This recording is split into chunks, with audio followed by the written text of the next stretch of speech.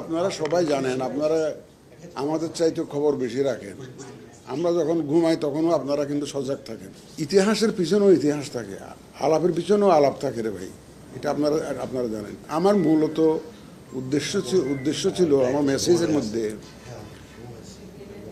যে জাতীয় নির্বাচনের যে বিষয়টি এসছে, যখনই হোক ফেব্রুয়ারিতে, হোক এপ্রিলে, যখনই হোক আমাদের তো প্রস্তুত থাকতে হবে। আগে আমাদেরকে বলা হয়েছিল যে আমরা, আপনারাও জানেন যে ডিসেম্বর থেকে জুনের মধ্যে একটা যে কোনো সময় হতে পারে। আমরা সেই টাইম স্পেন্ডটা মাথায় রেখে প্রস্তুতি শুরু করেছিলাম এবং সেভাবে এগিয়ে গেছি আমরা। এখন আবার নতুন ডাইমেনশন এসছে, আপনারা তো জানেনই এটা কি আসছে, এটা আপনারা জানেন যে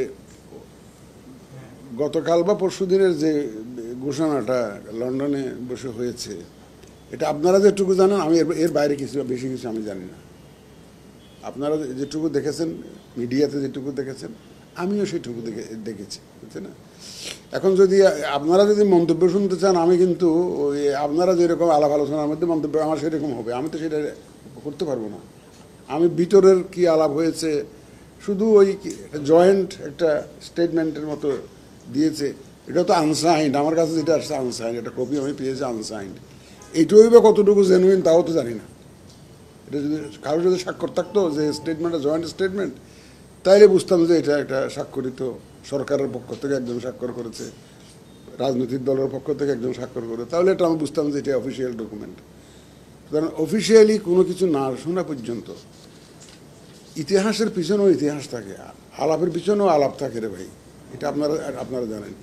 ঘোষণা একটা হয়েছে, যদি এটা সত্যি হয়ে থাকে, যেটা স্টেটমেন্ট যেটা আপনারা যেটা শুনেছেন, নিশ্চয়ই ভিতরে তো অনেক আলাপ হয়েছে। কেউ বলে 1 ঘন্টা হয়েছে, কেউ বলে 1.5 ঘন্টা হয়েছে, কেউ বলে 2 ঘন্টা হয়েছে, কিছু কিন্তু আমরা জানি না, শুনতেছি, মিডিয়াতে শুনতেছি।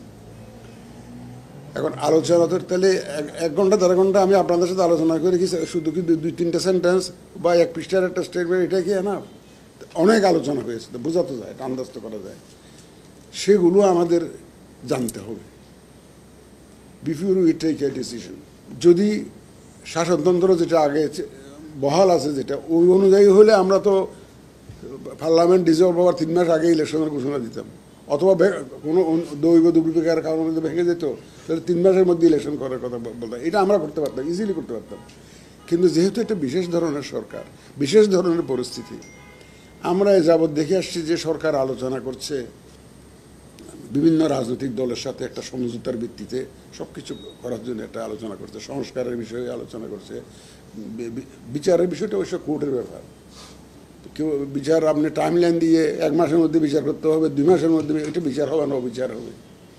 বিচারটা বিচারকের হাতে ছেড়ে দিতে হবে, এবং আইন অনুযায়ী যাতে হয়।